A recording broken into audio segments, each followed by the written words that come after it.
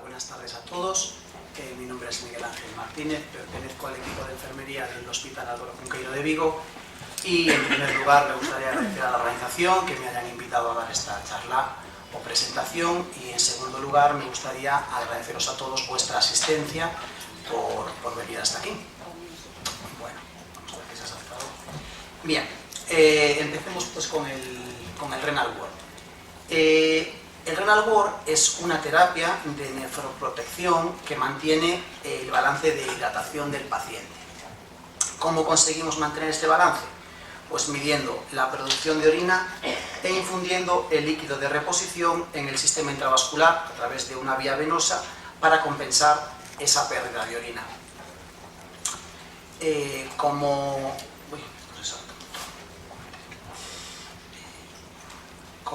todos ustedes saben, la nefropatía inducida por contraste es un deterioro de la función renal como consecuencia de la exposición a contrastes yodados. La NIC se puede explicar como la disfunción renal aguda causada por la administración intravascular de contrastes yodados. Es, por tanto, una complicación siempre iatrogénica derivada de nuestra intervención. Esta patología está bien definida en la literatura científica como un incremento absoluto del 0,5 miligramos por decilitro en la creatinina o bien un aumento relativo del 25% del nivel basal de creatinina. Y siempre medido en las 48 o 72 horas post-intervencionismo o post-administración del contraste yodado. Y siempre y cuando no existan otras causas que puedan justificar ese deterioro de la función renal. La NIC se caracteriza por ser de carácter agudo y en pacientes con función renal conservada de carácter leve. Presenta un inicio repentino, generalmente a las 12-24 horas después de la intervención y tiene un fin claramente delimitado, pues eso, en torno a las 48-72 horas. Basándose en estas características y especialmente por ser de carácter agudo, se ha introducido un nuevo término denominado CIACI, que en inglés significa Contrast-Induced Acute Kidney Injury, es decir, fallo renal agudo causado por contraste. Siguiendo esta línea de trabajo, pues una asociación americana, la Asociación de Acute Kidney Injury Network, pues actualizó la definición anterior de NIC o de CIN y a partir de ahora la llamaremos CIACI y delimitaron los valores pues un poco por debajo de los valores generales que consideramos para la insuficiencia renal, es decir, ellos marcaron un valor de 0,3 miligramos decilitro y un aumento del 50% del nivel basal de creatinina, pero en contexto general siempre manejamos pues, los 0,5 miligramos o el aumento del 25%. Se han identificado una serie de factores de riesgo cuya presencia aumenta considerablemente el hecho de poder padecer fallo renal posinducción de contraste yodado. Este riesgo aumentaría incluso más si los individuos fuesen sometidos a procedimientos de cardiopatía intervencionista y si recibiesen altas dosis de contraste. Probablemente por las altas dosis de contraste, los pacientes que son sometidos a procedimientos intervencionistas y no otro tipo de procedimientos, pues como los TACs o aquellos procedimientos en los que no esté involucrado tanto contraste de orina, pues tienen menos probabilidad de desarrollar insuficiencia renal. De entre todos los factores de riesgo enumerados, unos modificables y otros no modificables, destacamos dos principalmente: la diabetes mellitus y el fallo renal preexistente, es decir, aquellos pacientes que combinen estos dos factores de riesgo y encima vayan a someterse a un procedimiento intervencionista, tienen mucho riesgo de padecer fallo renal post-intervencionismo.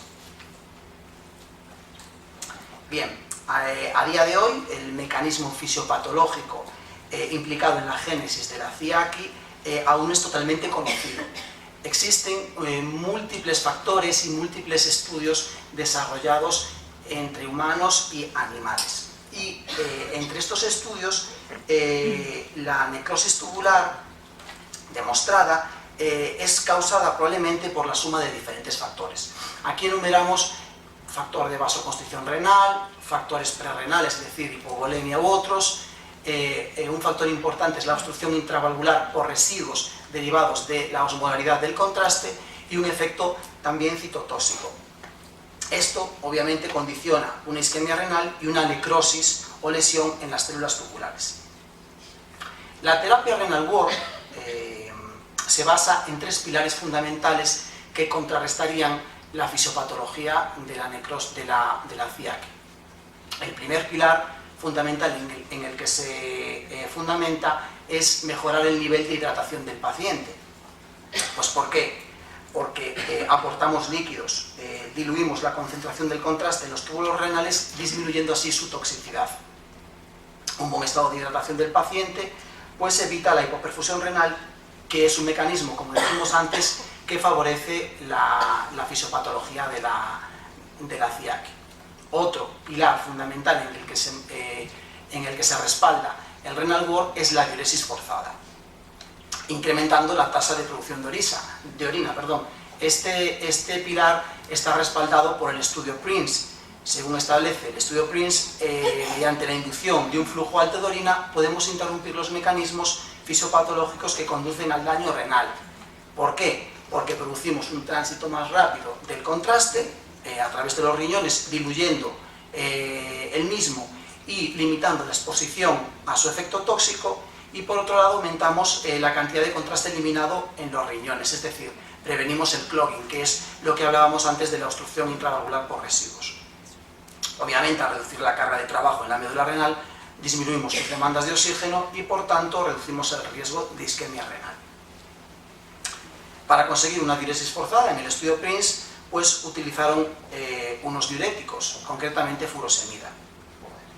La administración de fluido junto con los diuresis produce unos débitos mucho mayores que el diurético solo. Otro pilar fundamental que destacamos aquí es la reposición de fluido en tiempo real. Este pilar está respaldado por el estudio MITOS, en el que comparaba pacientes sometidos a la terapia de Renal Ward con pacientes sometidos a terapias de prehidratación nocturna, simplemente con suero fisiológico. Todo ello debería hacer que las nefronas fueran menos susceptibles a la necrosis tubular. En esta diapositiva mostramos los resultados del estudio PRINCE, es decir, de aquel estudio en el que decíamos que los pacientes se sometían a diuresis forzadas, y vemos que a mayor volumen de orina conseguido, menor incremento de la creatinina sérica. En la siguiente diapositiva mostramos los beneficios resumidos de los estudios Remedial 2 y de los estudios MITOS. En el Remedial 2 comparaba pacientes, recuerdo, que eran prehidratados con suero fisiológico y bicarbonato frente a pacientes solo con la terapia Renal Ward, y vemos que los porcentajes de desarrollar insuficiencia renal eran muchísimo mayores. Vemos ahí un 20% frente a un 11%. Y en el estudio MITOS, el de la derecha, comparaban pacientes con prehidratación nocturna y seleccionaban a pacientes que eran sometidos a angiografía urgente, angiografía electiva y un compendio. Y en todos los casos siempre veíamos que el riesgo de padecer fallo renal era mucho menor con el Renal Ward. Estos estudios son estudios del 2011-2012, publicados en la Sociedad Europea de Cardiología en el 2014, pero tenemos estudios más actuales del 2005, el estudio PROTECT-AVI, que comparaba la infusión salina con el sistema Renal Ward. En este estudio, la evidencia de desarrollo de AKI era mucho mayor en el grupo de control, que eran aquellos pacientes que no eran sometidos al Renal Ward. Bien, si queremos resumir los beneficios de este sistema, pues ¿cómo podríamos hacerlo? Pues este sistema consigue menores concentraciones de contraste en el riñón, un tránsito más rápido del contraste a través del riñón, un menor tiempo de exposición al contraste y una reducción del consumo de oxígeno en la médula renal, con lo cual reducimos la incidencia de nefropatía por contraste. Bien, aquí en esta diapositiva vemos las guías clínicas que les comentaba anteriormente del 2014, en la que el sistema Renal Ward está incluido con una recomendación 2B y un nivel de evidencia A, respaldado por el MITOS y el Remedial 2. Bien, Pasemos entonces un poco ya, después de este resumen de la fisiopatología de la nefropatía por contraste, pues a ver en qué se basa el sistema de protección renal Renal-Ward. Pues repetimos que es un reemplazamiento a tiempo real del volumen de líquido eliminado por orina por un líquido de reposición para conseguir eliminar de una forma rápida el contraste que pasa a través de los glomérulos renales. Los cálculos de esos volúmenes los realiza a través de un sistema de balanzas, que lo vamos a ver un poco más concretamente, en el que pesa la diuresis y el líquido que infundimos. Para conseguir esto, pues la máquina consta de una consola principal, digital, táctil, en el que existen un montón de parámetros modificables, y después pues tiene una bomba de rodillos, unos sensores de aire, unas básculas, unos detectores, etc. Obviamente está incluido en el sistema unas alarmas súper importantes, tanto que controlan las entradas como las salidas, es decir, lo que le infundimos al paciente como los débitos del mismo. Aquí vemos en esta diapositiva el sistema Renal-Ward más completamente, en el que vemos la parte de arriba de la consola, vemos ahí claramente la bolsa de orina y la bolsa de infusión de líquido salino, y un soporte para poder desplazarlo con el paciente. Bien, ¿a quién indicamos esta terapia? Bueno, pues si antes hablábamos de aquellos pacientes que tenían más riesgo de padecer fallo renal, pues obviamente está indicado en aquellos pacientes con función renal alterada, es decir, pacientes con creatininas por encima de 1,3, 1,4, o también pacientes que tienen filtrados glomerulares bajos, por encima de 60 mililitros. Y si encima añadimos edad avanzada, volumen de contraste alto, diabetes mellitus y disfunción renal previa, pues estamos eligiendo bien a los pacientes. ¿Qué necesitamos para poner en marcha esta terapia? Pues un set de sistema Renal-Ward que viene preparado por el fabricante, una bolsa de suero de 1 litro, de suero fisiológico al 0,9%, todos los estudios están respaldados con el suero fisiológico, todos absolutamente. Necesitamos un diurético, en este caso furosemida, porque tiene una acción muy rápida, una dosis de entre 0,4 y 0,5 miligramos kilo, una vía periférica de infusión, nosotros hablamos de por encima de 20 G es suficiente, y una sonda Foley entre 14 y 16 French. A modo de curiosidad, en la página del fabricante tenéis unos links que si pinchamos en uno podemos calcular el riesgo de manera rápida de los pacientes si pueden desarrollar fallo renal. Entonces vais a la página del fabricante, que es esta, y aquí pues introducimos una serie de parámetros antropométricos, pues la edad, el sexo, la raza, si el paciente presenta hipotensión o no, si tiene valor de contrapulsación, es decir, unos factores que influyen en el riesgo de padecer CIN, y nos hace el cálculo automático del riesgo de nefropatía.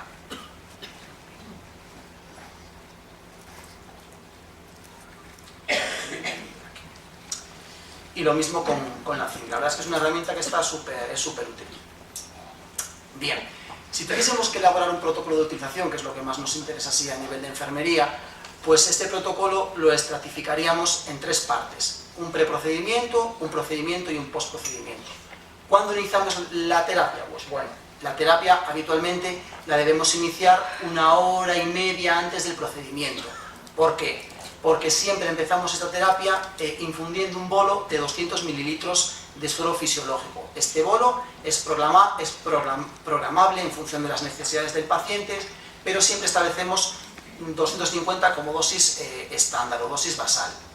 Esta infusión, el aparato la introduce en torno a 30 minutos, no es un tiempo que nosotros podamos modificar. Las primeras versiones creo que permitían infundirlo más rápido, pero por algunos problemas técnicos pues mantuvieron que los bolos siempre se infundiesen durante 30 minutos. Una vez que tenemos prehidratado al paciente con ese bolo, pues aplicamos el diurético, la dosis 0,4 o 0,5 miligramos kilo, que viene siendo para un paciente de 70 kilos pues en torno a 20 miligramos, que suele ser una ampolla de furosemida. Y el diurético, la furosemida, es de acción rápida, y pues transcurridos 20-30 minutos ya empezamos a valorar que el paciente comienza con una diuresis forzada y con una diuresis alta. El parámetro lo calcula la máquina por el peso de la bolsa de orina, y en el momento que vemos que está por encima de 300 mililitros hora, pues el paciente estaría preparado para someterse al procedimiento intervencionista o cardiopatía estructural o lo que veamos. Durante el procedimiento, pues nuestra labor es reponer la bolsa de infusión o vaciar la bolsa de orina y manejar las constantes del paciente. Y cuando finaliza el protocolo, pues consideramos que el protocolo debe estar al menos 4 horas post procedimiento, en el que el paciente continúa con una diuresis forzada y ayudamos al riñón a eliminar ese contraste. Obviamente, ninguna terapia está exenta de complicaciones ni de riesgos, y podemos encontrar pues desde deshidratación hasta sobrecarga de volumen porque el paciente no orina correctamente o porque no estamos manejando bien los parámetros de la máquina. También podemos encontrarnos por hipopotasemia, porque podemos encontrarnos que hay pacientes en los que la diuresis forzada conlleva una pérdida importante de potasio y unas posibles arritmias, y obviamente el sondaje vesical de estos pacientes puede conllevar a infecciones urinarias. Y nada más, muchas gracias por su actuación y les esperamos mañana.